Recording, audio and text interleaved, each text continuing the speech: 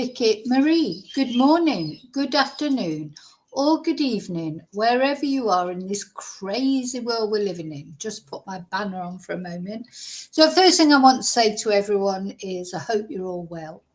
Hope you're all well. Thank you for watching. Thank you for caring about Madeline Soto.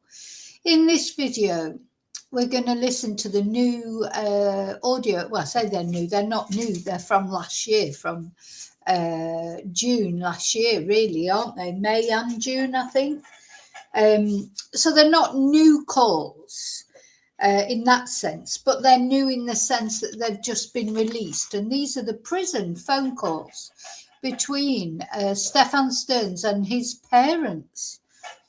And oh my God, you need to buckle up for these, because I think these calls explain so much psychologically about Stephan and the sort of person he is. And if you look at the way he easily manipulates his parents, he is a master manipulator. He's a passive aggressive. He's a narcissist, but he does it in a very clever way. And I've always felt this maybe about Stephan. All the abuse that he did of Madeline from when she was 8 years old, he did not do it with aggression.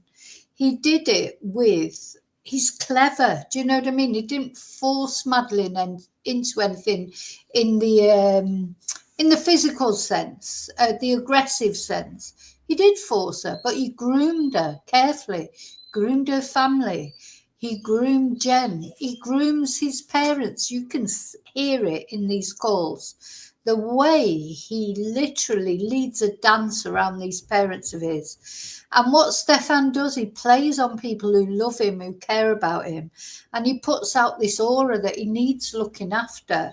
He needs caring for. Nothing he does is intentional. He's just this poor little man baby that everybody ends up feeling sorry for. You can, I think these calls say it so clearly. Now, why these calls have been released, maybe there'll be other calls, because obviously these were, a long time ago. There'll be other calls. I expect he's on the phone to his parents every time he needs money. Money is a big theme through these calls. To me, nearly every time he speaks to them, it's because he wants money for something or he wants something. But he covers it up by saying, "Oh, how are you guys doing?" Anyway, we'll see that as we come to it. But I think it's like a masterclass in manipulation. And his parents, I think his dad is sort of more dawning on him as time goes on. But his mom is just oblivious to it. She wants, this is her little Johnny, well, her little Stephan. She doesn't want to think badly of him. And I understand that. I really do. Also, she's a religious person, so she believes in forgiveness. She thinks that Stephan's way forward. She doesn't believe that he's... she does believe that he's, obviously committed the sex crimes. He can't get away with them because they're clear as day on his telephone. But as far as the murder's concerned, as far as, everything else is concerned, it's everybody else's fault except Stephan's. And she wants to believe what he's... I don't think, and we've seen this so often recently, you can never underestimate the power of the mind when you don't want to accept that something is true.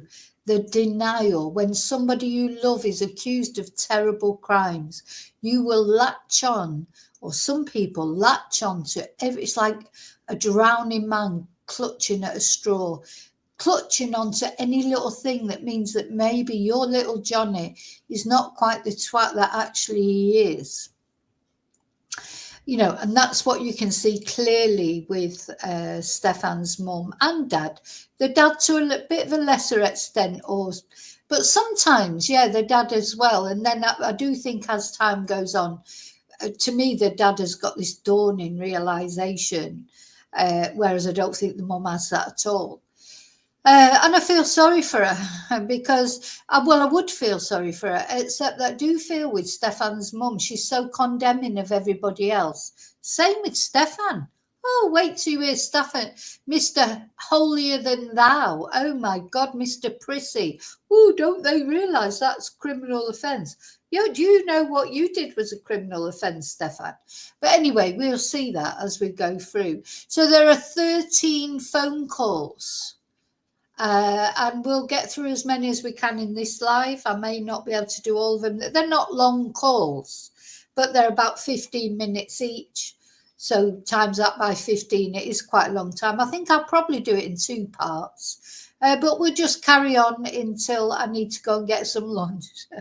And, or until, I don't know, sometimes if you try and do too much at once, it doesn't go in. But after I've really, we're going to comment on these calls today. I'm going to talk about them. You're going to talk about them in chat, of course. But I am going to upload them all in one long video, just without commentary. So anytime anyone wants to listen to them, because it's always good to listen to them more than once. I've listened to them about 3 times now, and every time I listen to them, you pick up something else that you think, oh my God. I just think they're so revealing about Stephan, about the family dynamics. They just tell us so much psychologically. And the root of this case to me is psychological. Stephan's personality, his way of being, and the ways, and this also explains to me perfectly how he did manage to dupe Jen. And as much as people don't, people can say what they like about Jen, but Jen did not know this was going on. She may not be the mother of the year, but she was duped by this guy, just as his family are duped by him. And probably lots of people are. Watching his lawyer the other day in the video we watched, giggling with him like a schoolgirl. It's just, you just think, oh my God, do you know what your client is charged with? And the evidence against him. Okay, you have to speak to him because he's your client. You don't have to be, giggling with him. But he's clever. He's a very clever man. And he's so manipulative. Anyway, so I want to thank everyone for watching, everyone for subscribing. Please think about subscribing if you're not already subscribed. Don't forget to leave your DNA on the like button, please. And thank you to my members. Thank you to everyone who sent me a super chat, bought me a Ko-fi, PayPal me. I appreciate it more than you'll ever know. Thank you so much. So what I'm going to do now is I'm going to say hello to those of you that are in chat. I can see there's a lot of chatting going on already. Hi to all you lurkers there. Please, all of you, leave whatever comments you like about what you think, as long as you're not attacking me or anybody else.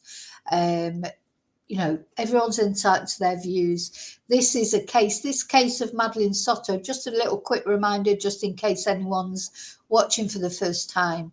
Madeleine, 13 years old, disappeared, supposedly after being dropped off at school by her pseudo-stepfather, Stephan Stearns. Turned out she never went to school, was finally found dumped by the side of the road like a piece of rubbish. And it turned out her pseudo-stepfather had, in fact, been sex abusing her since she was 8 years old, at least.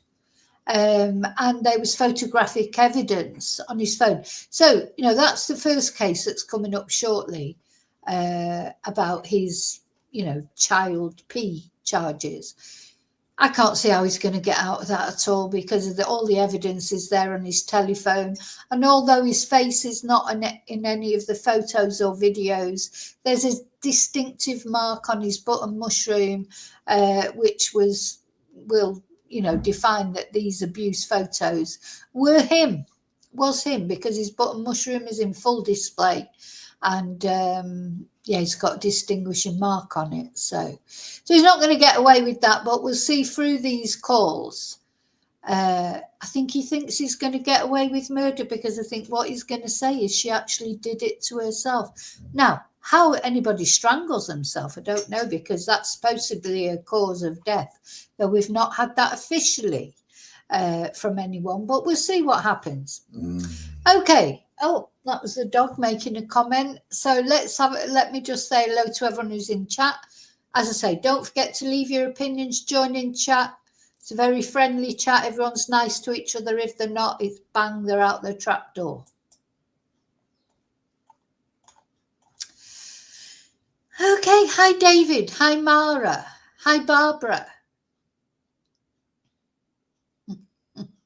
He will be needing a nappy. Hi Laurie. Hi Annie. Yeah, when my tummy starts rumbling and you can hear it, I'll carry on. Oh, Laurie's getting a bus pass. I like salads, but only in summer.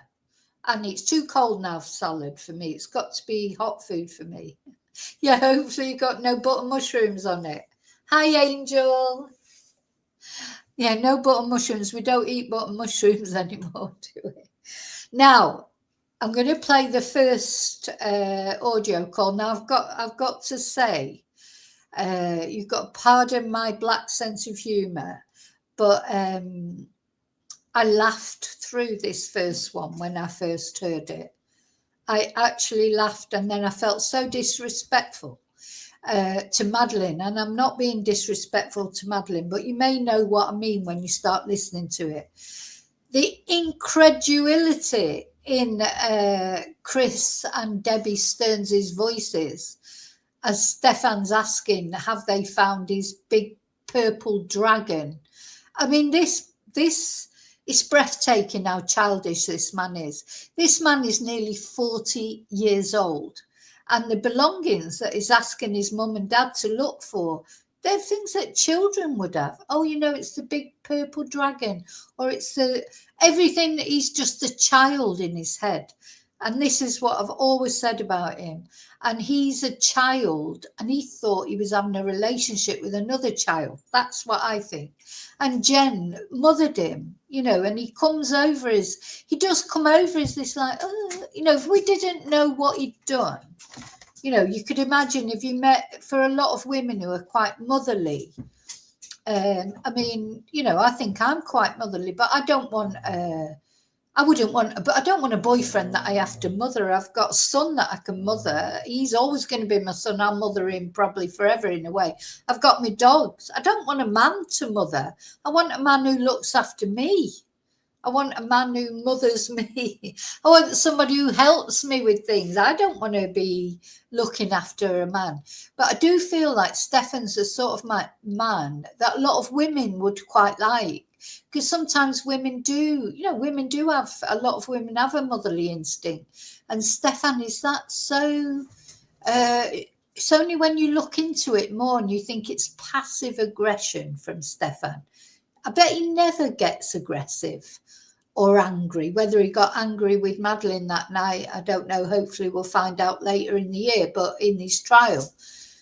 But I bet he never did in normal life. You know, I bet he never showed an aggression, but the passive aggression that emanates from him is absolutely tangible. Oh, God.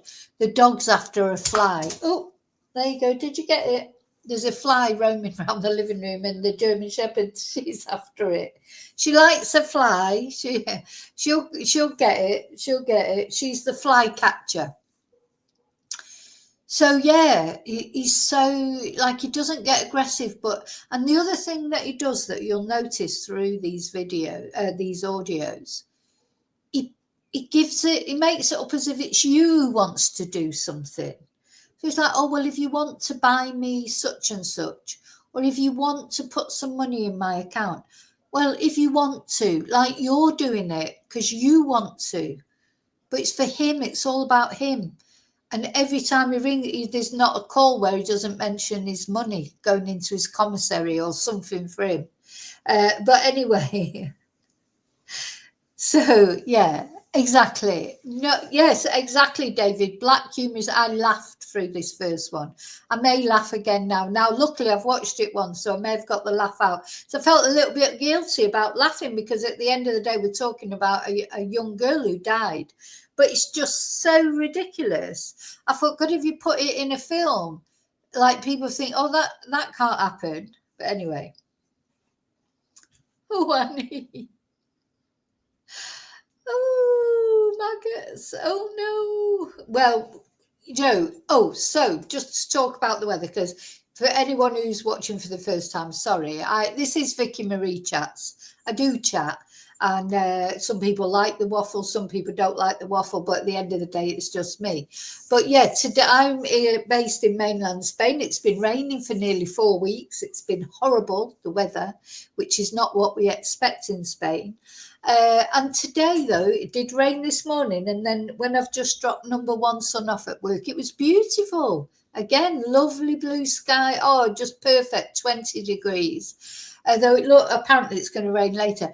But unfortunately, then that brings the flies out. We've not had any flies for 4 weeks. But, they come back when the weather warms up. So you can't have everything, I suppose. Okay. You like the waffle? Yeah, well, you'll certainly get waffle. So let's start listening. And as I say, if I do start laughing, please excuse me. I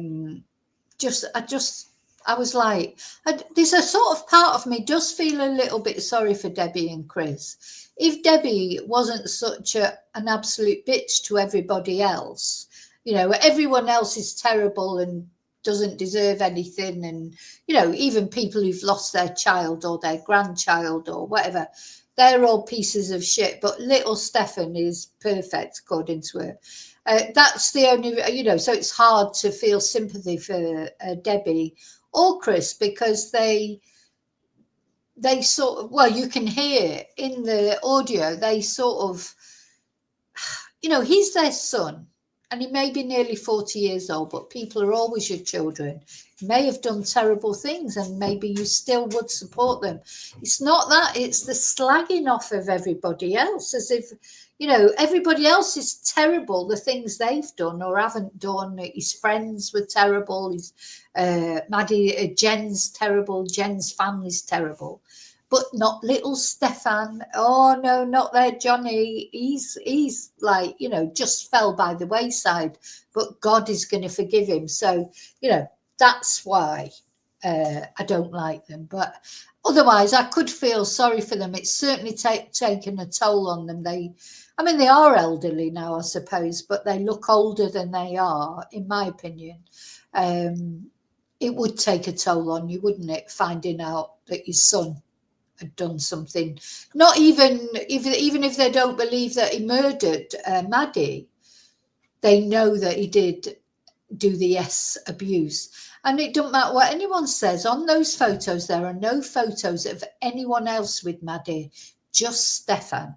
So it wasn't, they want to think that Jen was involved in it all. She wasn't involved in it, not in the actual abuse. She's complicit in that she's stupid and she allowed it to happen in a way, but she did not participate in it. And trying to say that she did is just plain wrong. But anyway, let's have a look at this first video.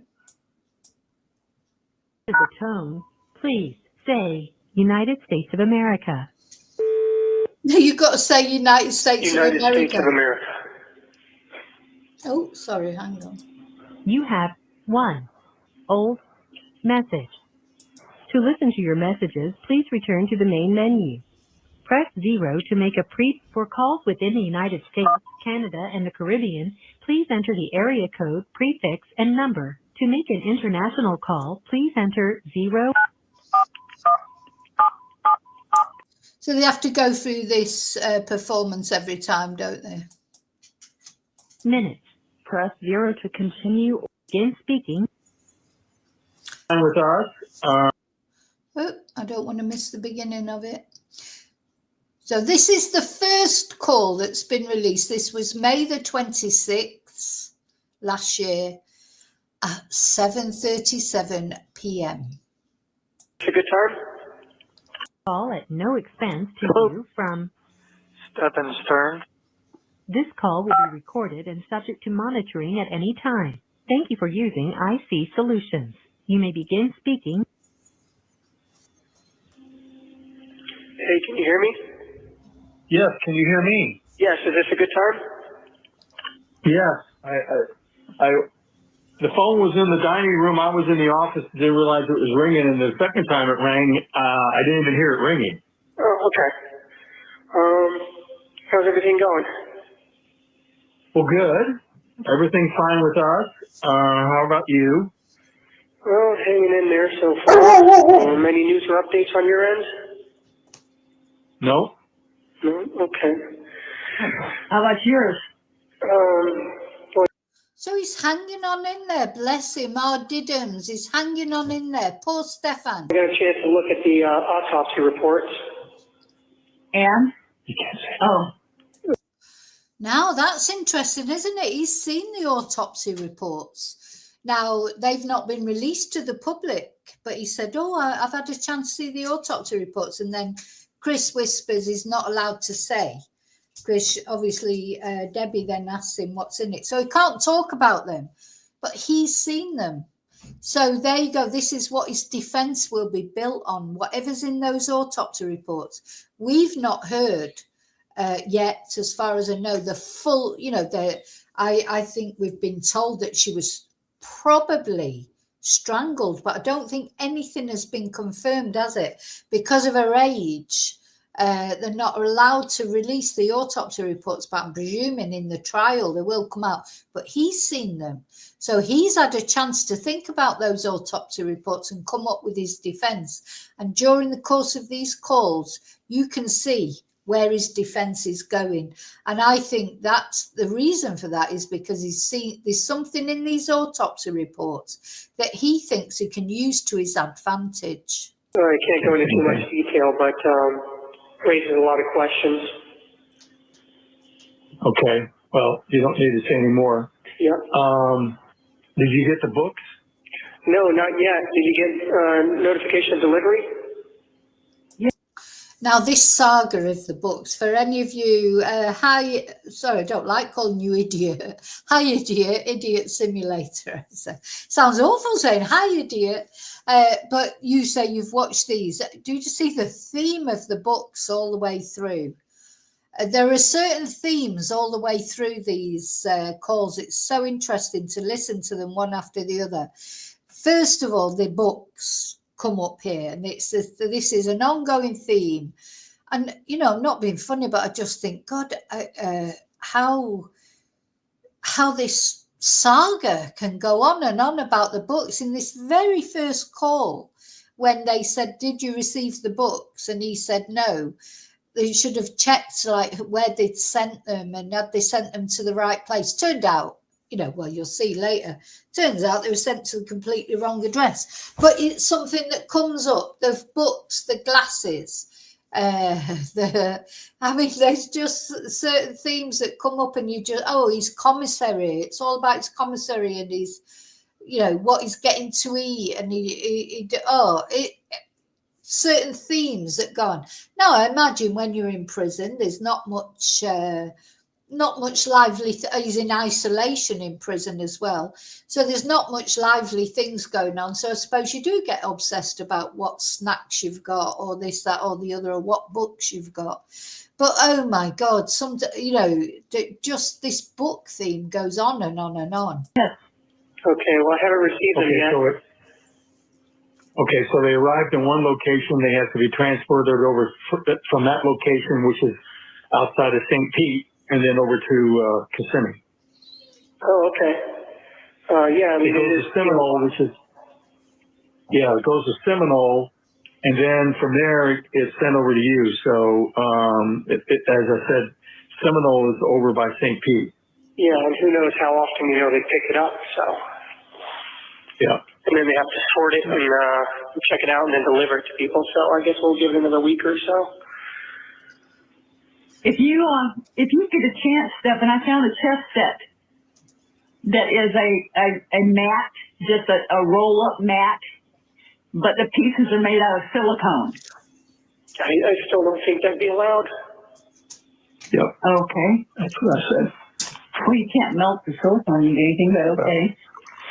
No. You can swallow it and choke on it or whatever, Yeah. Oh, okay. I didn't think about. Yeah, or jam it into somebody's eye, You gotta think about these things. So last time we talked, you had not found my watch, correct? Right.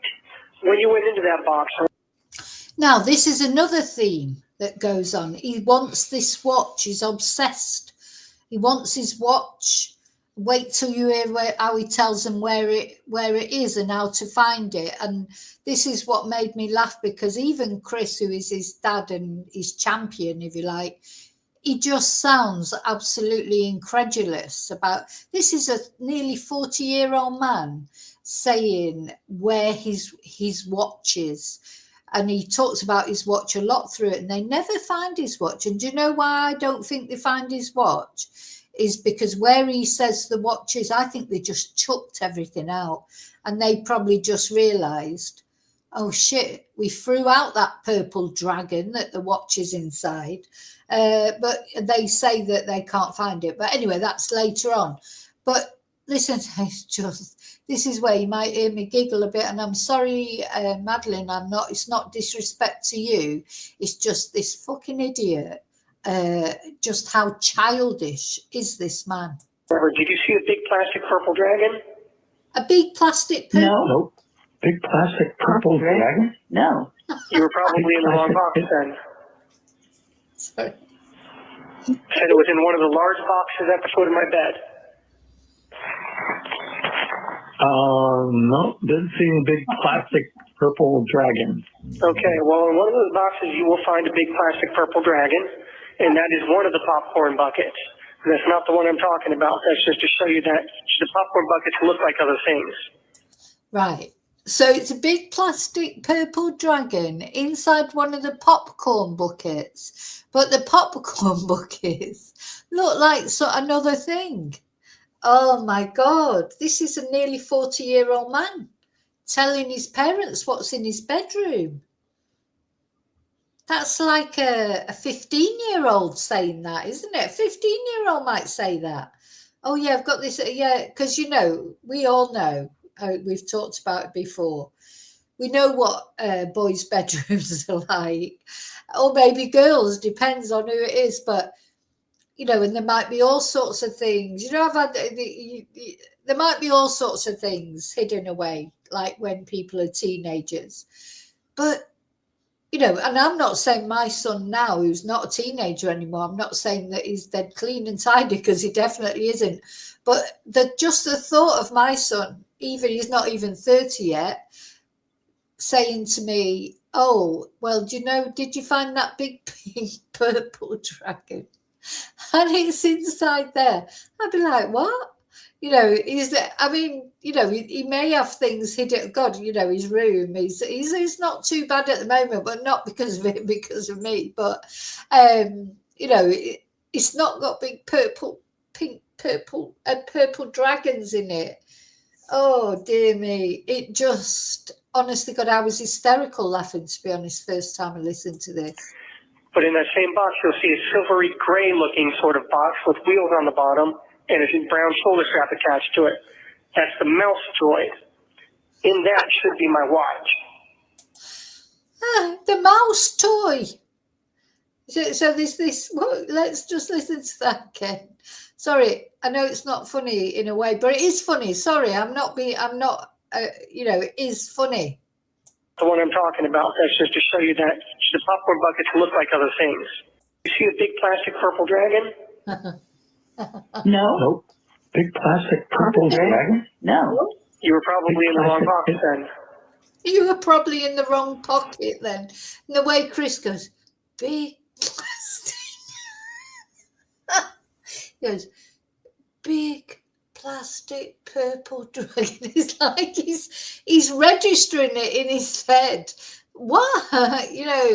Oh, and the other thing that I find interesting, and maybe his brother is in contact with him, because Stephan's got a brother. Has he been phoning him? He never says, oh, give my love to my brother or anything, but maybe his brother is contacting him separately, so I don't know that he isn't. But I'm just thinking about the way Chris goes, big plastic purple dragon. So he's like, what? Said it was in one of the large boxes at the foot of my bed. No, didn't see any big plastic purple dragon. Okay, well, in one of those boxes you will find a big plastic purple dragon, How and many that is one of the popcorn buckets.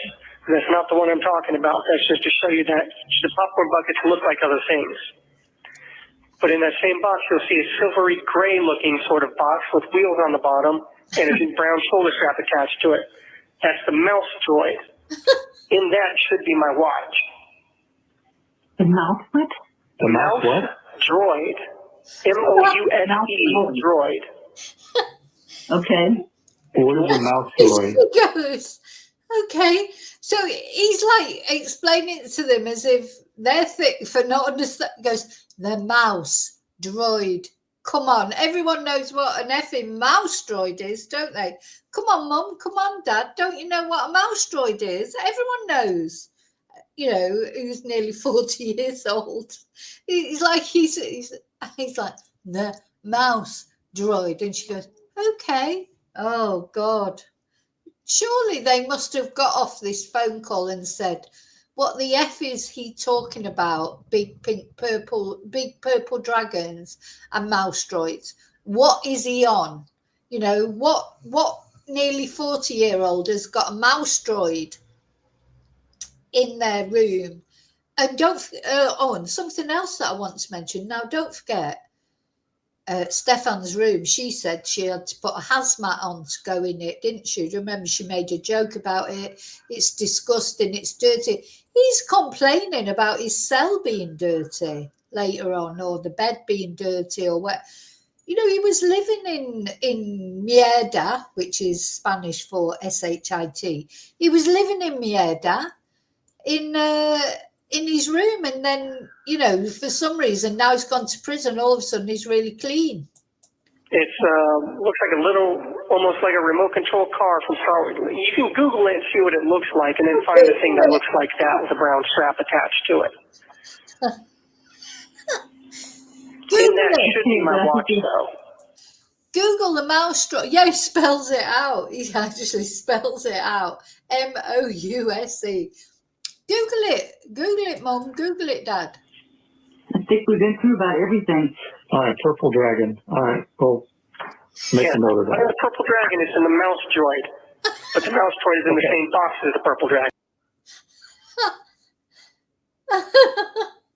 The purple dragon's in the mouse droid. How many times does it say purple dragon? And then Chris goes, purple. Oh, sorry, it just made me laugh. I mean, this to me, tells me everything I need to know about Stephan Stearns, which I've always known. He's like a child in his head. He's never grown up. He has never grown up. Nobody has made him grow up. He hasn't even got a job. And, you know, he's got and as you say, David, there's only Jen. And unfortunately for Madeline, Madeline probably thought Stephan was great because he was on her level. He was on her wavelength. I do not believe, and I've said it right from the beginning, that he has abused Madeline in an aggressive way. He's groomed her. It's easy to groom a child. You know, of course it is. He's like a child in his head. And this just shows me even more that this is what it is. The way Jen was comforting him when Maddie went missing and everything, because Jen's been like the mum to him as well. You know, I honestly, she would not have thought that he was doing anything with Madeline, because she thought he was like almost non-sexual, didn't she? Like asexual. She didn't realize what was really harboring in his head. And these kind of people, they look for people like Jen and a daughter. That's why he wasn't interested in Jen, though. Jen, you know, years ago when they first met, I think she did have a lot more about her and that. But as time went on, really, it was Madeline he was interested in. And, you know, unfortunately, this happens all the time. There'll be lots of other Madelines out there, unfortunately, going back to being serious. In the real world, how many Madelines will be out there? and how many Jens and Stephans where this will be happening. Now, what happened with this would have gone on and on and on, but something happened that night that meant that Madeline died. If Madeline wouldn't have died that night, this abuse would have gone on, probably still would have been going on in another 5 years. But something happened that night. And now I'm starting to think now, because since he's seen the autopsy reports, he seems to be going towards this theory that maybe she did it to herself. So it's making me wonder, did he overdose her? Did he get, because he was definitely drugging her. I think he was definitely drugging her. Most of the pictures of the essay, she was unconscious. Was he, and probably 100% to me, or it's likely he was drugging Jen as well. But just wonder that night, did he overdose her? But then, in other people, there's other reports that maybe she died of strangulation, so I don't know. But just made me thought, is he going to come up with this overdose defence, saying she did it to herself? Is it because he overdosed her, gave her too much that night? And maybe I don't think he would have intended to kill her. It definitely wasn't premeditated, because he would have planned it better, I presume. But yeah, did he overdose her? I wonder. Anyway, we'll see. That's what will come out, hopefully, as time goes on.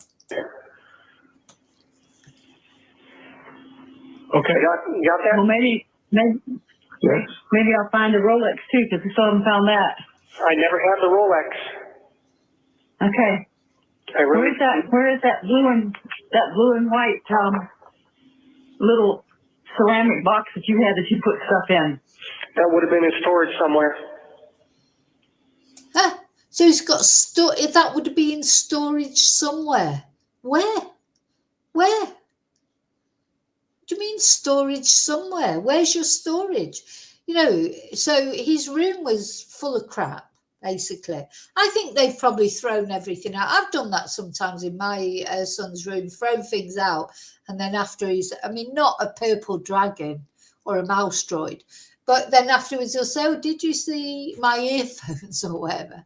So there'll be like just those wire earphones, and they're probably in a load of rubbish in the corner. I've just swept the whole lot up and put it in the bin. I think that's exactly what they've done. They've gone in his room, they've cleared it out, and they've probably thrown away the big purple dragon.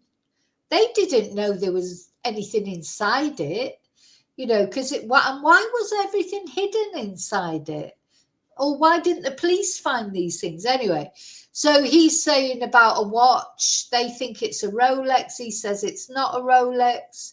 It turns out it seems to be Chris's dad's watch. And Chris can't even remember what the watch looks like. But, Stephan, he's got a value on everything. He's a hoarder. He keeps everything because just in case it might be worth some money and he might need that money one day. That's why, it's so telling. This first one, well, they're all the phone calls, I think, just say so much about Stephan and this dynamic between him and his parents. And, I do feel for his parents. They look terrible, to be honest. I know they're getting older now, but oh my God, compared to how what they used to look like. Okay, I thought you had it. No, that would be somewhere in storage. So if you guys cleaned out the storage unit, then you may have come across it already. Well, listen, we've got a lot of boxes that we're still going through. So Okay. And that's fine. Well, the boxes we just stuck in the garage. So there's no place to put it. Well, it'll be in one of those boxes. Okay. I'm surprised the police haven't been through those boxes, to be honest. But yeah, they've got to go through those boxes. It won't be pleasant because you know what? It's not even, I know quite a few people who've got hoarding problems or have done over the years. Some people are what I would call clean hoarders. They hoard things, but not dirtily. You know, it's like everything's ordered. They, you know, keep them in orderly fashion, but loads of stuff, keep too much stuff. Then you've got other people that I've known that hoard things, but God, the thought of going through them because they'd be disgusting and dirty. But you know what? These things do need going through. They do need going through because God knows what's in there. And why is he's so obsessed about this watch? Now, maybe he wants a watch while he's in prison, but he can just buy a cheap watch, can't he, surely? Why does he want this particular watch? Strange, isn't it? Anyway. We'll be looking for it, that's for sure. Yep, and look for that wristwatch inside the mouse droid. Okay. It's in the same box as the purple dragon, okay? Okay. Definitely look. Yeah, you see a whole bunch of other like Disney collectibles. We're having trouble getting any cooperation with the classification people there to get you to sign the POA so we can get the car sold and start a little slush fund here for you for there. Really? But, yeah. Well, they say because of where you're incarcerated that that can't be facilitated with bringing a document back and having it signed. So we told your attorneys about it, and we told them that we would overnight the POA. They could take it in, have you sign it, and I would include a self-addressed returned overnight envelope so they could just drop it off and send it to us. So maybe you can have that conversation with them.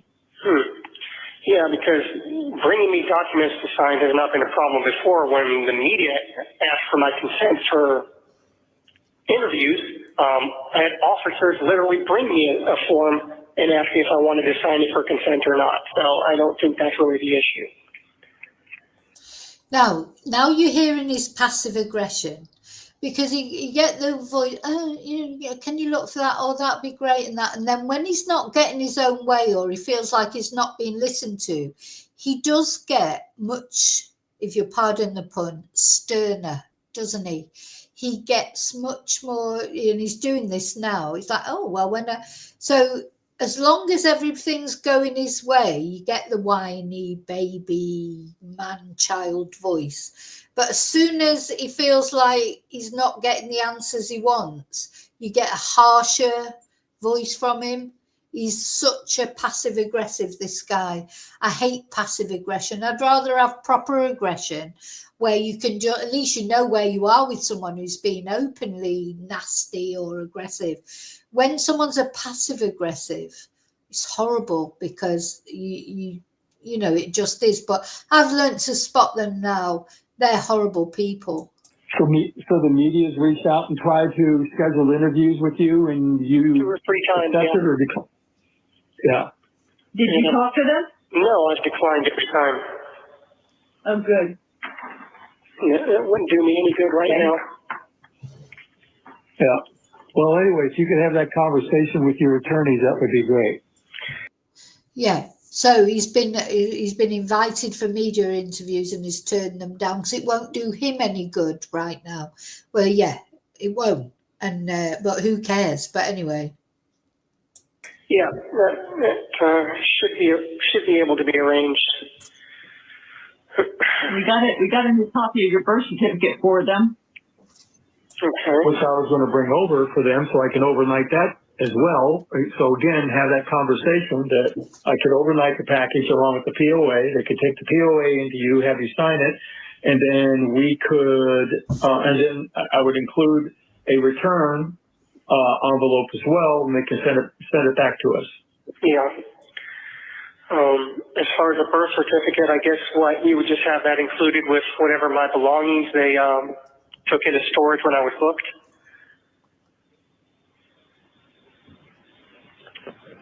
Say that again? No, I don't know. This is for something that they're doing. They wanted to get your records from Sarasota Memorial and from Irvine, California for the kidney surgery, and both of those have their own forms that you have to sign them because you're an adult. You're no longer a minor. I can't sign for them, but so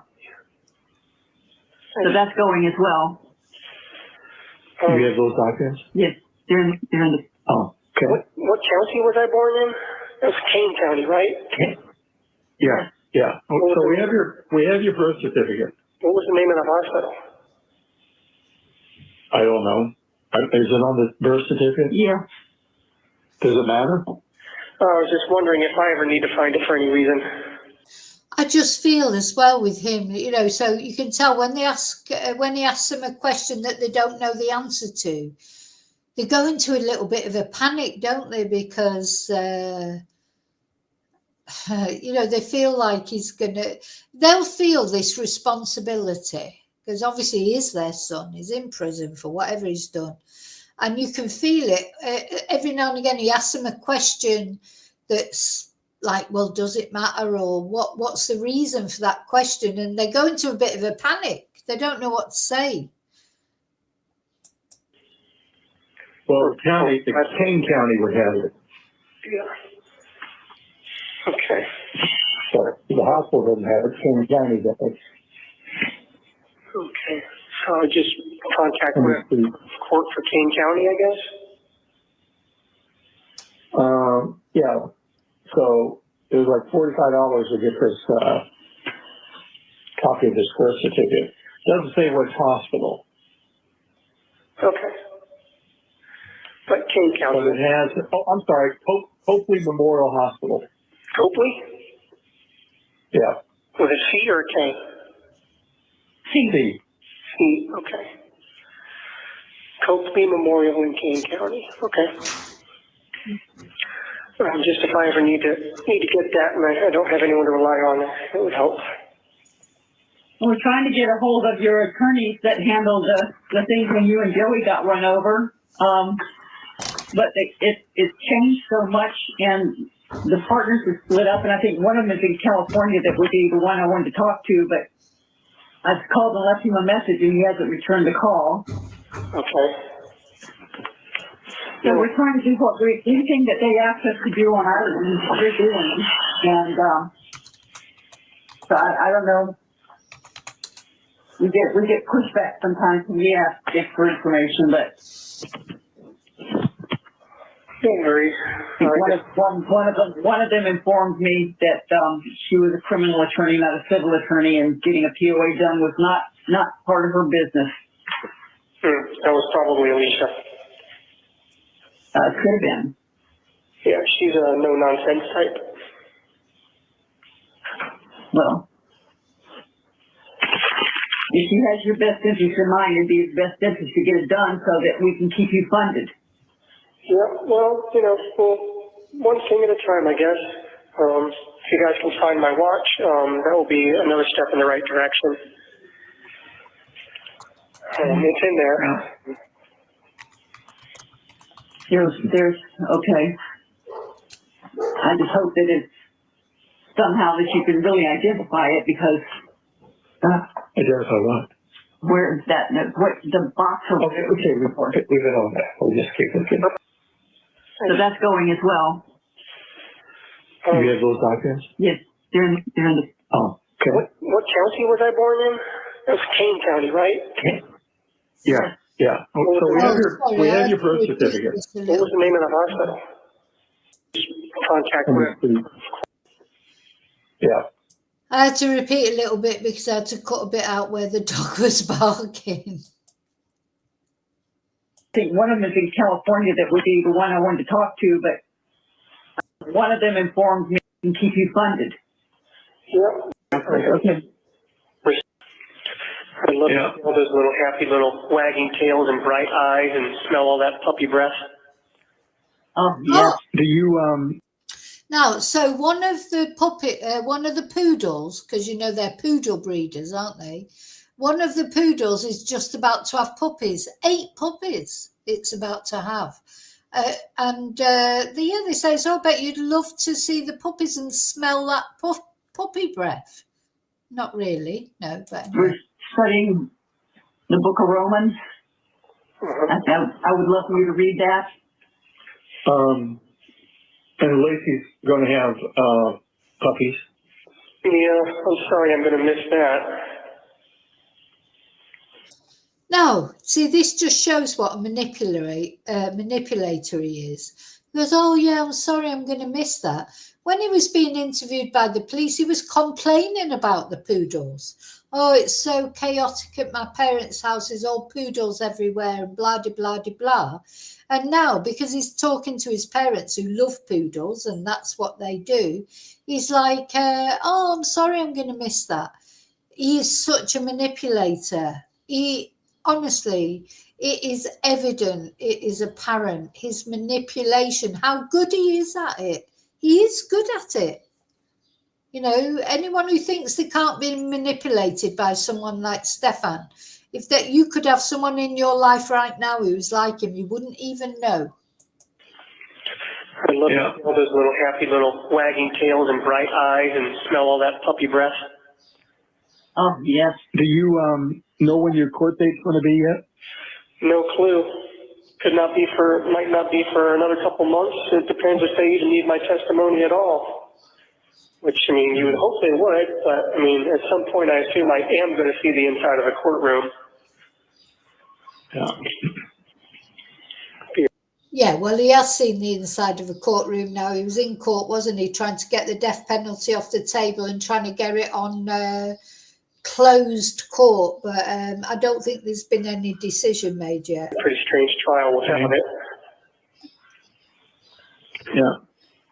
Well, there's been no news at all. So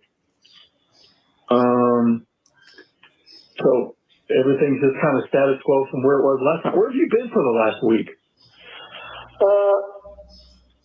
Couldn't make a call for a little while. Some of the people that worked the night shift, as I said, are... Yeah.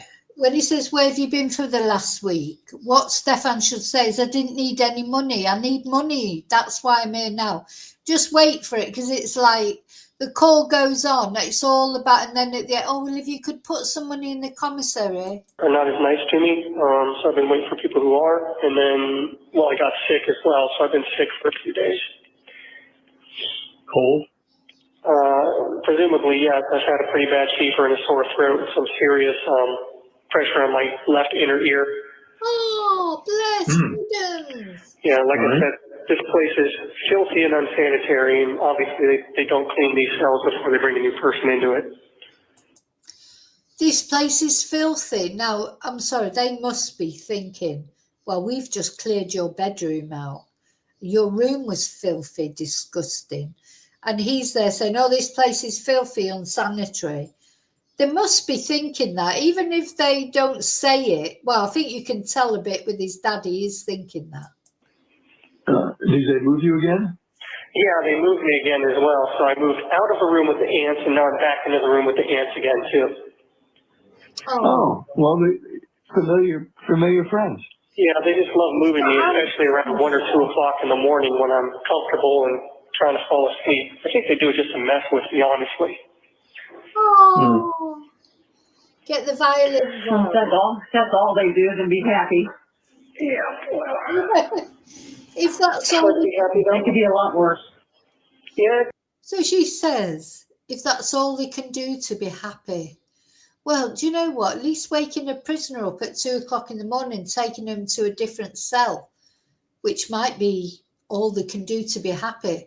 It's not like abusing an 8-year-old girl, is it, for 6 years or whatever, like your son did, Debbie. She is so judgmental on everybody else, which wouldn't be so annoying if it wasn't for the fact that her son has been doing what he's been doing for all these years, and she doesn't seem to be judgmental about that. Unbelievable. Her attitude is unbelievable. Good. People have survived a lot worse than this, but Yes. we'll see what happens, I guess. But when it happens, It's air conditioning in there, isn't it? Yes, it is. So I've got that at least for now. Although one little room they put me in before was tiny and did not have air conditioning. Oh, Or at least the air was not circulating in there, so it was hot, it was stifling, and it smelled like a little dog kennel. I'm glad they moved me out of that. Did you, oh my God. Oh my God. You had no air conditioning. Some people, normal people who don't abuse children don't have air conditioning because they can't afford it, Stephan. So, poor Stephan. I mean, he's such a pathetic creature. you got enough bedding to keep warm at night? Well, I have one mat and one little thin scratchy wool blanket. Hmm.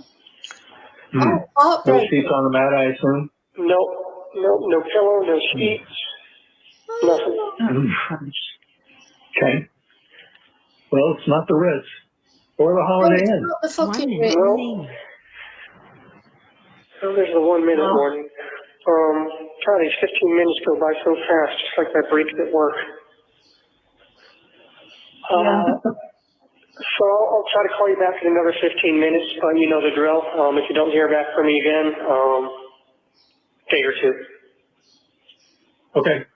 Okay? We love you, honey. Love All you too, Mama Bear, but I will try to call you back in 15 minutes if possible. So I'll he does call be back. hovering over the phone. All right, bye. Bye. Bye. So he does call back. We're going to listen to the next one. He calls back.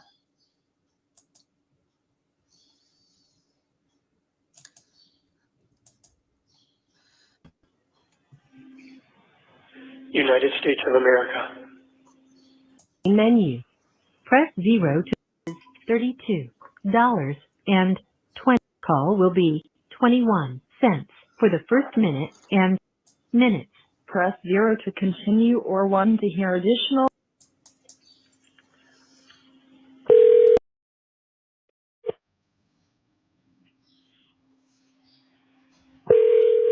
Hello, you have a call at no expense to you from Stephan Stearns. an inmate at Austria. Oh. This call will be recorded and subject to monitoring at any time. Thank you for using IC Solutions. You may begin speaking now. Hey there. Hey. Hey. Hey, the guard just let me know that she's going to need the phone back in about 5 minutes. I think someone else wants to make a call. Okay. So this will have to be brief. Probably the last one of the night, but I'll push it till she needs it back. All right. Well, better than nothing. Yep.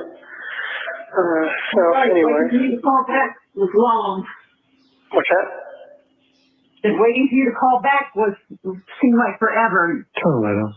Then it just goes by quickly when you call. Yep. Same for me. Time creeps by when I'm waiting to call back, and then just slides by real quickly when we're talking there. Just like I said, just like my breaks at work, 15 minutes is never quite as long as you think it is. Yeah. But, Hey, how's your eyes? Do you need reading glasses? if I did, I don't know what kind I would need.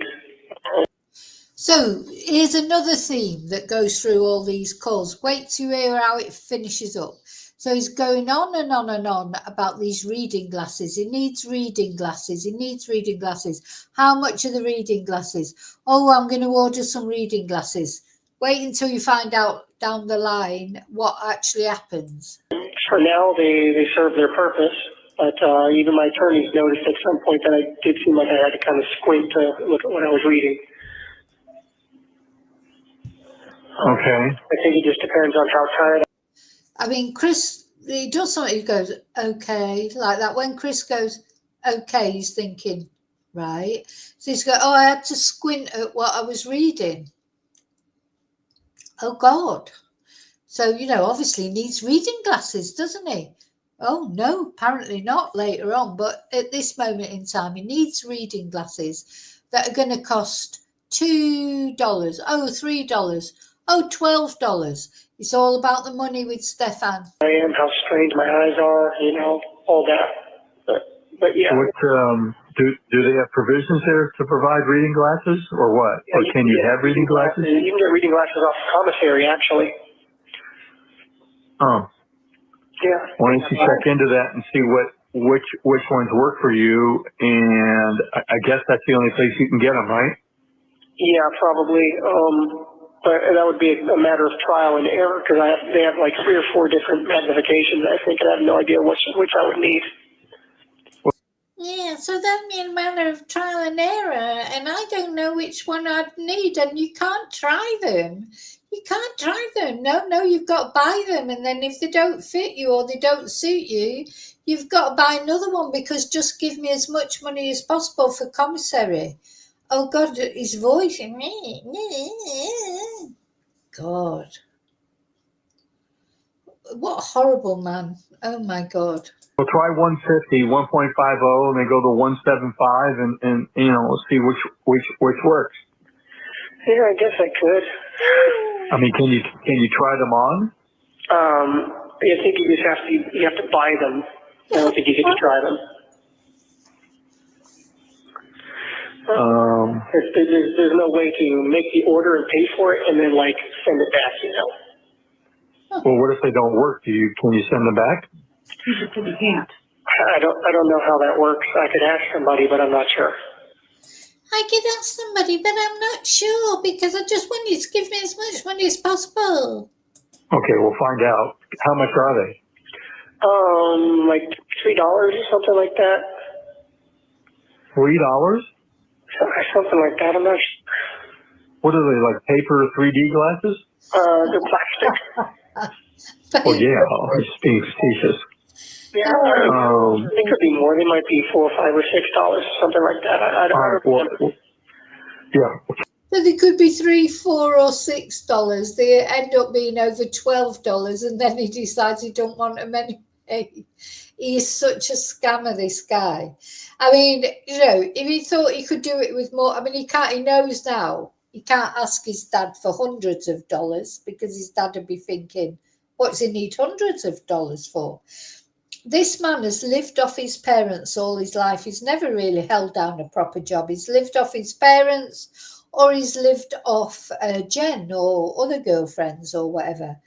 And really, Chris and Debbie, I'm sorry, I know they're his parents and they love him for whatever reason, but I bet if they were talking honestly, they would say it's a relief for them he's in prison, because before they were paying his rent, they were paying his phone, they were paying, as if he was a teenager. These are the things that you do for your teenagers, aren't they? Or for your young adults. You do while they get started in life. You pay those things for them. At nearly 40 years of age, you're not supposed to still be paying all those things for them, are you? And they were contributing towards his rent. If he needed petrol, they were borrowing him a car. Now they don't have to do all that. So it's probably a relief to just be paying $3, $4, $6, $12 for a pair of glasses. But the thing is, this is his manipulation. He can manipulate them because he'll make them feel they want to help because he is their son. So it'd be very difficult, I suppose, for them to say now, especially now, because at the end of the day now, the only people that Stephan Stearns has are his parents, and they're elderly. They're not going to be there for that much longer. If he's facing life, well, he talks about this in one of his audio calls later. They're not going to be there forever. He's going to end up but who's going to care about him? Jen's not going to care about him now, is she? Or I hope not. Anyways, he says later they're not allowed to contact each other at the moment, whether they ever will in the end. I still won't be surprised that he would get round Jen, because he will know how to get round Jen. He knows now, he says later on again in another call, he knows that she's lost her daughter and she's vulnerable. He knows that. He will play on that, and he will try. I think he will try and get around Jen. But whether he'll be successful this time or not, I don't know, because she's in a different position now. But his parents won't always be there, will they? And his brother, I don't know if his brother is even contacting him. Who else is contacting him? Is he getting contact from anyone else? Now, he's probably got a load of fangirls who are contacting him. Because, you get these crazy women who seem to love murderers, who'll be convinced that he's not guilty, or he hasn't done this, or he hasn't done that. Oh, you can bet 100% he'll be getting contact from the murderer fangirl type people, or fanboys. I mean, who knows, girls or boys. But as far as actual people he knows are concerned, It's probably only his parents that are contacting him. So he knows he's going to end up on his own sooner or later, doesn't he? Check it out. Yeah, could be even $12. I don't remember. I mean, I saw them, but I don't remember how much the price was. Yeah. Okay. All right. How you doing with your stuff that you got from the commissary? You have enough to? Well, he's fantastic. Yeah, I've got enough coffee, hard candies, and saltine crackers to last me through the end of the month here. Well, that's a couple more days. Yeah, the other snacks kind of went faster than I expected them to, so I think from now on I'm just going to stick. Oh, so the other snacks went faster than I expected them to. So at some point he starts whinging about the sort of products that are available to him in the commissary. And, you know, I saw a comment on another YouTube channel that I thought that was spot on, is, you know, who's not getting all these treats or any treats whatsoever? Madeline Soto. So she's not getting any treats. He's whinging because of the quality of the treats that he's getting. He'd like this, and he can't have that, can't have a taco, can't get a pizza. All the things he can't get. He's lucky that he's even getting anything, because the person who can't have any treats is Madeline, the girl that he allegedly murdered. Though I mark my words, he's going to come out with the fact and say that she did it to herself. Coffee, hard candies, and saltine crackers. Yeah, well, once you get your books, you'll have something to occupy your time. Yeah. But hard candies, saltines, and coffee, those have seemed to give me the best bang for my. Okay. All right. Chips and things like that, the pickles and all that, it just doesn't last the way you want it to. Yeah. Okay. It's hard to have just one per day, you know? It's hard to have just one per day, of course it is. Especially with the meals like they are, and you know, you never feel full after a meal, so you always feel like in your stomach, especially after dinner, because that's around 6 or 7, and then there's nothing else until like 6 in the morning. Yeah. So, and you know me, well, you've had a lifetime of snacking all night long. Yeah, well, plus my metabolism doesn't help. Oh, yeah. metabolism. See, what's really killing me though is my back and my hips. Oh, his poor back and his poor hips. The bed. Yeah, the quote unquote bed. Your bones sink right through and rest on the floor underneath. So, you know, it hurts hips, and then your knees are resting against each other, and it's tough. Oh, God. Yeah.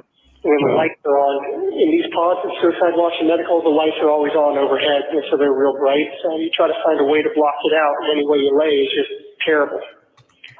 Yeah. And you get all the debris from the floor that ends up on your mat and your blanket, and it sucks. Yeah. Just really keep hoping that something's going to break in my favor with this trial. Well, okay. Yeah, I have to have hope about something, you know. I have to maintain some sort of hope, otherwise I've got nothing. Yeah. You know, I mean, I've always given my guardian angel one hope. Well, you've been there. You've been there for what, 3 months now? Yeah, at the end of this month it'll be 3 months. March, April, yeah, 3 months. So. Well, like I said, the whole process could take 2 or 3 years before it's concluded. So, and I've already been told that if the prosecution is smart, that they'll drag it out as long as they can.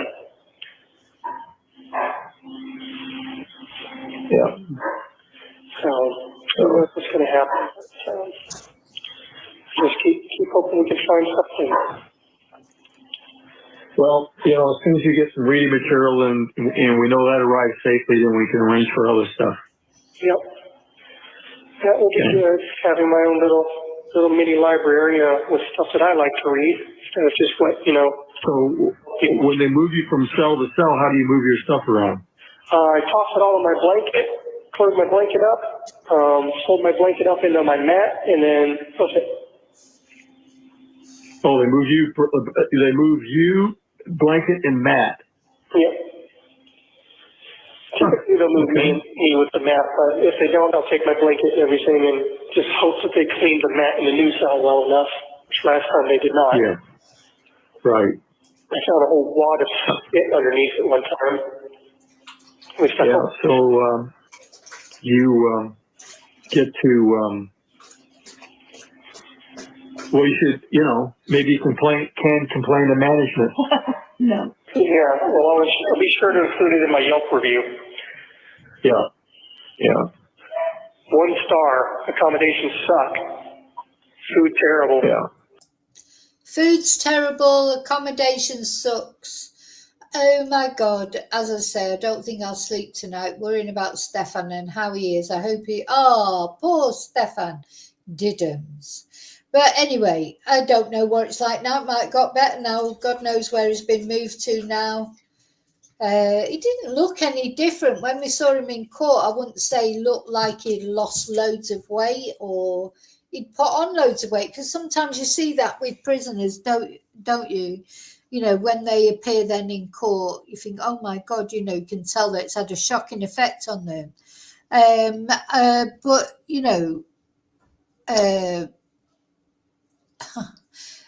I didn't think Stephan looked any different, to be honest. Didn't think he looked thinner, fatter, any of it. I think Stephan really, I won't say he's enjoying it in prison, but really he's there. He's on his own in solitary. He's being protected from the other prisoners. He's being cosseted. I think he quite likes that. I think he's a person, some people are very independent and it would just drive them crazy, wouldn't it, to be in prison? I don't think Stephan's a person like that. Yeah, the food's terrible. I didn't notice his hair was starting to recede, but I'll have another look at it, David. Hi, Joanne. Yeah, he's blanky. Hasn't got a blanket. Oh dear.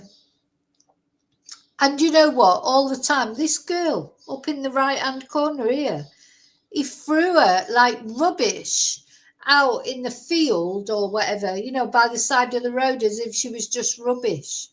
We mustn't forget that, must we? That is the kind of, as much as he'll give over this, oh, I'm such a nice person and I love Madeline, because you'll hear that as these calls go on.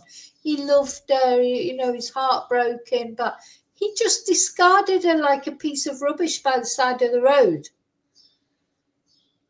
Has he forgotten that? Have his parents forgotten that? When I hear his parents talk, I just think, do you know what he did? Right, let's just presume he didn't kill her, which, I don't believe that, but he's innocent till he's proven guilty. Even if it wasn't, he's now saying he found her deceased. He found her deceased. He'll say that as we go on through these calls. Okay, so if this girl that he supposedly loved so much, and you'll hear him go on about her as we carry on, how he loved her, how he was looking forward to her growing up and seeing how she progressed. So he found her dead, according to him. He just found her dead in the bed.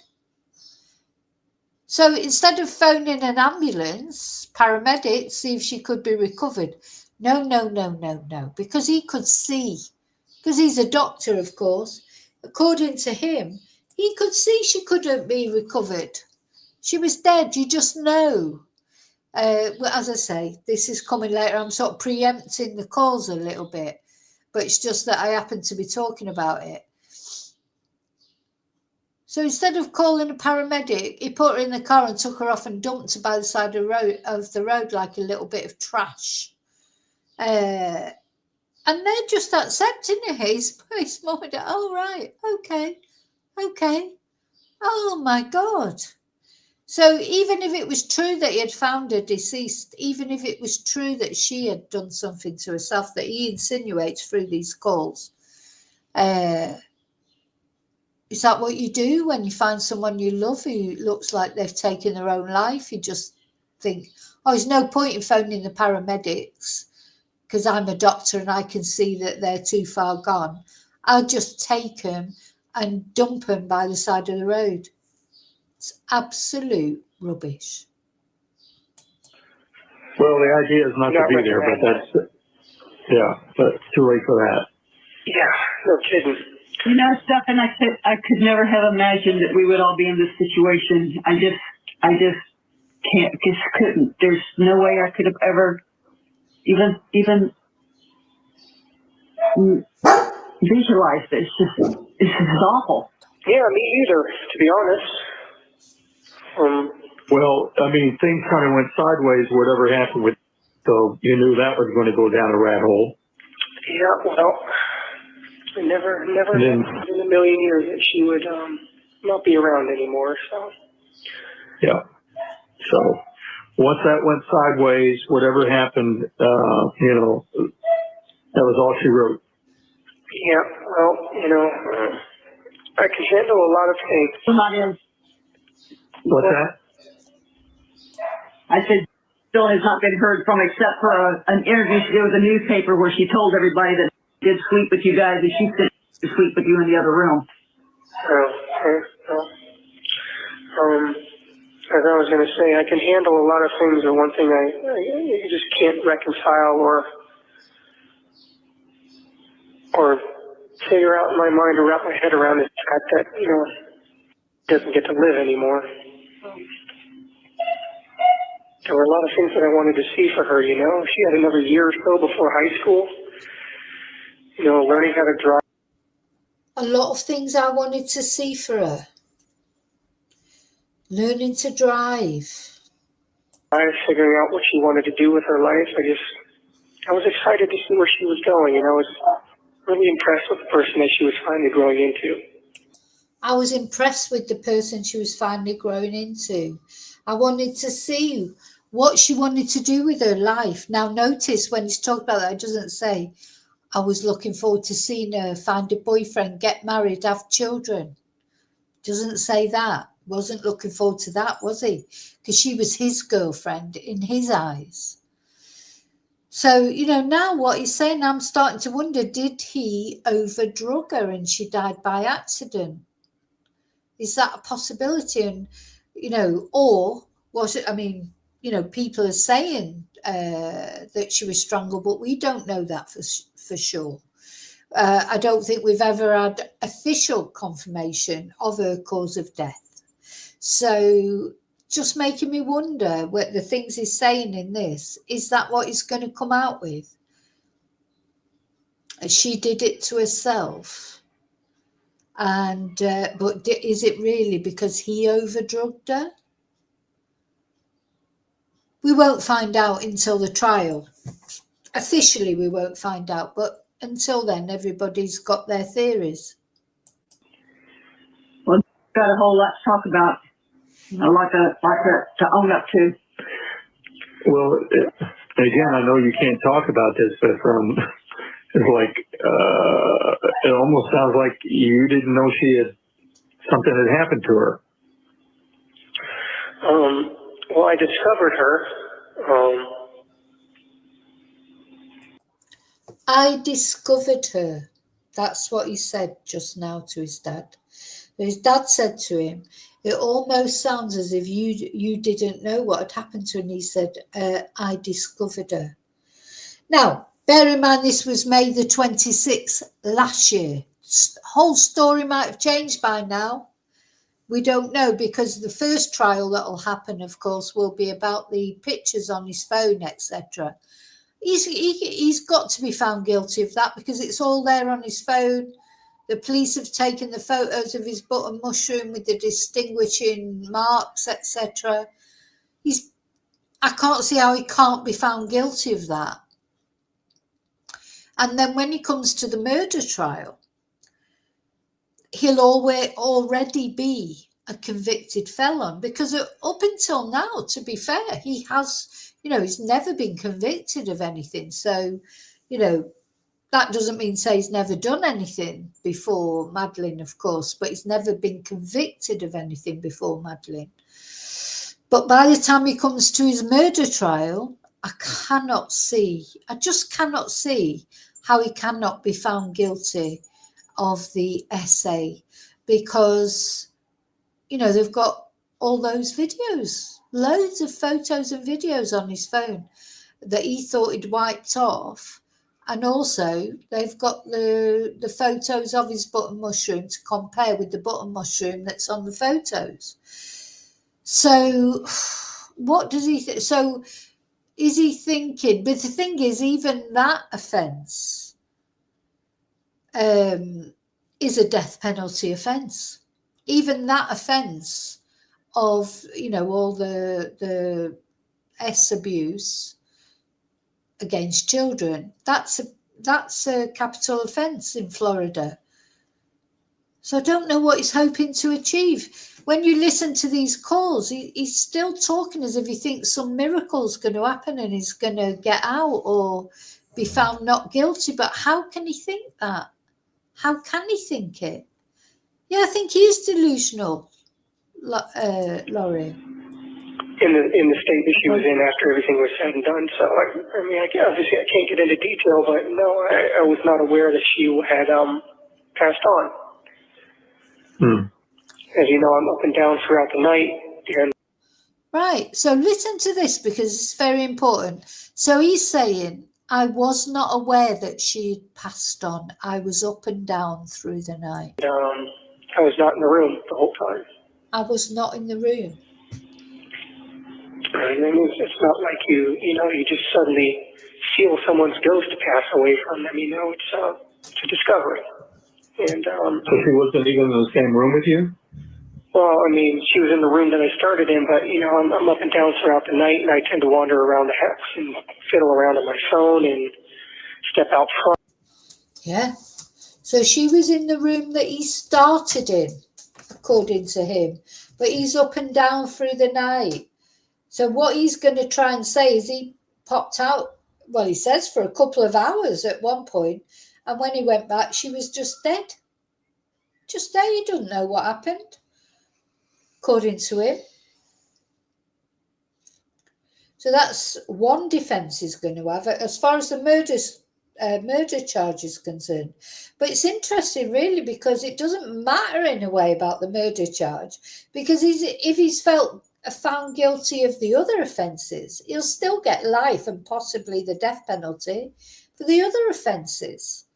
So what is he trying to achieve? Then, of course, the next thing that's going to come into play is the car accident or the head injury that he had when he was young. That's going to come into play. His anxiety, he's probably got ADHD, autism, all the usual things that everybody says they've got when they're just a twat. These days, honest to God, that is just the standard excuse for everything, is it? Oh, yeah, I didn't mean to do it. I've got anxiety. I've got ADHD. Oh, I'm autistic. This is such an insult to people that really suffer with those complaints. But that's going to come into it as well, isn't it? But seems like the current thing, because this was a year ago, God knows what he's saying now. But what he was saying to his parents then is, it wasn't him. He wasn't even in the room. He left the room for a couple of hours. He went back and she was dead and she did it to herself. That's where he's going. Feel the nice cool night air and all that. So I was gone from the room for, obviously I really can't get into too many details, but Yeah. Okay. I didn't discover what had happened until just around dawn. Yeah, liar. Okay. Interesting. Because I discovered that she was ice cold. Well, all I can say. Well, you see how Chris goes, So he says, I discovered she was ice cold, but I didn't ring the paramedic or anything. Oh, no. I just thought, oh, she's dead. Oh, what shall I do? I know, I'll just toss her by the side of the road. Or was he on the way to throw her to the alligators? Because, this is another thing that people are thinking. He was on his way somewhere else. He was just lucky that he got that, that his tyre burst. He drove as long as he could, and when he couldn't drive any longer, he took this girl that he claims to love and threw her by the side of the road like a piece of rubbish. He didn't phone the paramedics, see if they could bring her back. you know, if you presume that what he says is true, that she'd done something to herself. So I am starting to think now, did he overdrug her? Did he overdrug her? Because he'd obviously been drugging her for years. Did he give her a little bit too much? In a later video, audio call, he says she was acting weird that night. And now probably what he means by acting weird is he tried to, you know, do something to her and she wasn't interested. You know, when people say, oh yeah, they were acting a bit weird, what they mean is they weren't doing what I wanted them to do. So basically, you'll see as this goes on, what he's saying is he left the room for a couple of hours, according to him, came back and she was ice cold. She was dead. Stephan, is that my heart breaks for you because I know that's something that you never would have done and never would have wanted to have done to her. And right. neither would we. Right. I'm angry on your behalf that it happened, and I'm angry that you got dragged into it by them. So Did you hear what she said then? She said, I'm angry on your behalf that you got dragged into it. He did it. What is wrong with this woman? Honest to God, there's times when I sort of feel a bit sorry for the parents, because it's not nice to think that your son is a psychopath who's murdered a 13-year-old girl and been abusing her for 6 years. That must be a shock. But then when she says things like that, I'm angry on your behalf because you got dragged into it, she just cannot accept that he had anything to do with it. Even, this is what I'm saying about denial. Now, when you watch this, you can understand why Richard Allen, in the Delphi case, why his wife doesn't want to accept, or won't accept. She knows 100% that her husband killed those girls. He is Bridge Guy. There is no Bridge Guy. Bridge Guy is Richard Allen. She knows it. We know it. But she can't accept it because denial is so strong. So strong. And hearing her say things like this is just an insult, I think. Just angry. Was there anybody else at the townhome that was not a regular person? No, which is why I keep saying that I'm not sure that there's any one person, honestly, to blame. But they're certainly trying to blame me. And according to the autopsy report, like I said, raises a lot more questions. But this is not one person to blame. Everyone's trying to blame me. That's because you're to blame. You are to blame. they seem to be settling on trying to say it's homicide. Yeah, it is. That would be because. Okay. Has something to do with Now, did you hear Chris again then? What I've found about Chris in watching these videos, a few times that I've watched them now, when Chris really wants to say something to Stephan like, well, it was, he goes, Now, there's a video coming up. Well, we'll just watch this one. Then I've got to go and have some lunch, but I'll be back with the other videos. When Chris says, when she's not there, when Debbie's not there, Chris's attitude towards Stephan is different, definitely different, and he's less. There are some times where Chris, I just think, oh, for God's sake, Chris, are you mad? But there are other times where he does tell Stephan straight what the situation is, but not when she's there. Now, and I do, honestly, God, I swear to God, I have so much sympathy on the realm of she is a mother. That is her son. She brought him into the world. She's in this, she doesn't want to believe that he's capable of what he's done. She's so like Ted Bundy's mother. Ted Bundy's mother was exactly the same. And when in the end, Ted Bundy confessed, because she stuck up for him for years.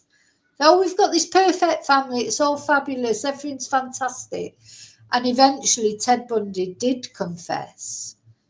And when the police went round to Ted Bundy's mother's house to say, well, we've got something to tell you, your son has confessed to all these crimes, she collapsed.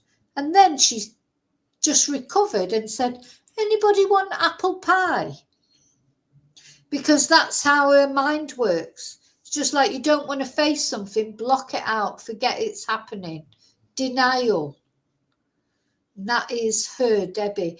Chris is not quite so much in denial, though sometimes he is. You can hear sometimes he fastens onto something because nobody wants to believe that their child is capable of what Stephan Stearns has done. And I honestly do understand that. But when you've got all that evidence, come on. Bones in her throat. But take that to mean what you will. Yeah. Okay. Yeah. All right. But you know, I would never have done anything like that. No. Yeah. I mean, you're the same person that cried when I asked you to dispatch a little bird that broke its neck or something and was flopping around. Yeah, you know, same person that cares about people, cries at movies. Yes, I know. Yeah, I care about people. I've cried at movies, he's saying. She's going, yeah, I know. You're the person who cried about the little bird. Yeah. He'll have cried about Madeline. I don't think, whatever he did to Madeline, I do think it was, he didn't mean to kill her. I do think that. Maybe in that, because he was enjoying Madeline. He was having a great time. He even says it himself. Oh, I was looking forward to this time that we're going to spend together. Whatever happened between him and Madeline that night, it was either an accident where he overdrugged her, or, you know, maybe she didn't want to do whatever he wanted to do. She's thinking she's 13 now. She's not going along with this anymore. It was an instant. I don't think it was a premeditated thing. But he still did it. It doesn't matter in a way because she's still dead, bless her. 13-year-old girl on the threshold of becoming a woman. So I do believe that. I do believe he cared about Madeline in his own sort of childish, twisted way. And I don't believe he would have done it deliberately. But something happened that night, something. And he did it. He's responsible. And then there was Skippy. Skippy, yeah. Rue. Jaybird. Jaybird, yep, I remember them all. Burying them was very hard for me. Yeah. And all I know, Stephan, is when I look at a picture of you and I look into your eyes, I don't see a monster there. I don't see a bad person there. I see my son who I love.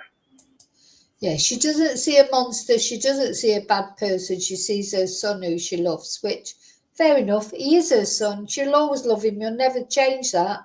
But you still have to accept. You can still love someone, but still accept that they've done something bad. You know, not blame it on everybody else. And I could feel sympathy for her for saying that if it wasn't for the fact she's so down on everybody else. You'll see in videos we'll watch later, oh, his friends are jealous. Everyone's jealous of him. Everyone's a bad person except him. If she was a person who just, didn't think anyone was a bad person, I'd have more sympathy for her. But no, everyone else is a twat, but just he isn't. And she's supposed to be a God-fearing person. But the way she talks about Jen and Jen's family and everybody else and his friends from when he was at school, they're all twats. Obviously, Jesus doesn't forgive them. They only forgive Stephan. That never will change. Well, thank you. And I know that I'm not a bad person or an evil person or a monster. No. You are, Stephan. You are. But you do need to dive into the Bible head first and stay. And you know why he is an evil person and a monster? Not even because of the murder, which was probably an accident one way or another, but because for 6 years he was. Let's have a look at this little girl. Yeah, this is why you're a monster, Stephan. This is why you're a monster. Because for 6 years you were abusing this little girl. And that's how little she was. when you came into her life. That's why you're a monster. This is Madeline Soto, a little girl. That's why you're a monster. And when you finally killed her on this day of her 13th birthday, you'd already been being a monster for 6 years. So it's not about what you did on that day. It's about what you'd been doing to this little girl for all that time. I'm starting to get angry now. It's like, fuck off. You're not a monster. Of course you're a monster. In it, because you need grace. You need God on your side as a warrior on your side. I keep asking him to help me through this somehow. I know that And you still don't have a Bible? I have a Bible. I have a King James version. Okay. Yeah. So he's all about God now. I was asking God to help him. Ooh, well, God probably will help him because God and Jesus, they do forgive anyone. But if he's genuinely sorry, do you think he's sorry? I don't think he's sorry. I think all he cares about is what's happening to him. Well, we're looking into getting your large print Bible. So I want to make sure that this delivery gets to you, and then I can order one from the publisher and get it to you, large print, so you won't need glasses. Well, hopefully it does. We have no idea how often they pick it up or how long it'll take to get here and get sorted and get delivered, if it does at all. But I haven't received any written notification of anything being returned yet, so. Okay. Well, we'll see what happens. We'll judge it from there. And so we'll just make sure that we're timing this right. So the Bible will occupy the majority of your time. Yep, I keep praying to God for help, for some kind of miracle. I mean, I know I've probably run up my divine. You need a miracle. You definitely need a miracle, but believe me, you're not going to get it. Credit as far as miracles go, with my guardian angel and God working in overtime to keep me alive as long as they have. But I keep hoping for one more big miracle, one big salvation. And have you got some way to keep a journal of notes that you would take from reading the Bible? I can get a pad of paper off the commissary, and I can get more pens and stuff too. I think my commissary is about -$10 by this point. But yeah, you can. Now that's important later on in things. I can get a pad of paper in the commissary, but it's in negative at the moment. Please put some money in the commissary. But do you know what I find with Stephan? This is what I talk about of how manipulative he is. He doesn't actually say, put some money in the commissary. He sort of said, oh, well, if you want to put some money in the commissary, that'd be great. That's how manipulative he is. I know I can get a pad of white ruled paper off of there. Okay. So do I need to replenish the commissary yet, or wait? If you want to, yes. If you want to. But I'm not going to use it on snacks, just on essentials for now. All right, how much do I need to put in? $50. Okay. All right. It's going to be dropped out of 40 like immediately. $50 if you want to, because he makes it all seem like it's his dad's idea. So $50, and you'll see next time we listen to a video, he does buy that pad. Does a pad cost $50? Come on. Okay. We're about to get cut off. Just about out of time. Yep, I'll talk to you later. I love you both. I love you. All right. Sorry. Okay. So, of course, it's took me an hour and 40 minutes to get through 2 15-minute phone calls. Sorry, that's Coca-Cola. It always repeats on me. So I'm going to finish there. I've got to go and eat something. I don't know if I'll be back later tonight. It's Saturday, isn't it? Maybe not, but I'll definitely be back tomorrow. I've only done 2 of the audio calls. There's 13 altogether. So, and when I finished, actually, we're going through them, commentating on them. Please leave your if you're not watching live now. if you're or if you're a lurker, or if you're watching on replay crew, hi. Don't forget to leave your comments. What do you think about it all? And I'll be back with the other 11 phone calls at some point. It's just so difficult not to comment, you know, but then after I've played all the 13 and we've commented on them, I'll be uploading them just without commentary so you can listen, because they're worth listening to more than once, because every time you listen to them, you get a little bit more of this passive aggression and this manipulation, and you start to understand a bit more why maybe Jen was manipulated by him. Now, you know what I think about Jen. I don't think she's the mother of the year, but I think this guy, he can manipulate anybody. He saw Jen come in. She was, and unfortunately, it's Madeline who's paid the price for that. But I think now Jen, even he says in a further video, even he expresses sympathy for Jen. It's not a very good thing, really, when you've got Stephan Stern speaking up for you, I suppose. But he's going to be back onto Jen at some point. Anyway, I'm going. I'll see you next time. Thank you so much for watching. Yes, Annie, you can. You can shove the Bible where the sun don't shine. Oh, dearie. I'll see you really soon in the next video. But look, what's really important is don't forget to subscribe. Don't forget to leave your DNA on the like button. I'll see you really soon in the next video. And until then, as always, may your God go with you. And rest in peace, Madeline, of course. And, oh gosh, I haven't even got a candle handy, but I'm going to put a virtual candle up. Thank you, David, for the candle. Let's see, I've got a candle here somewhere.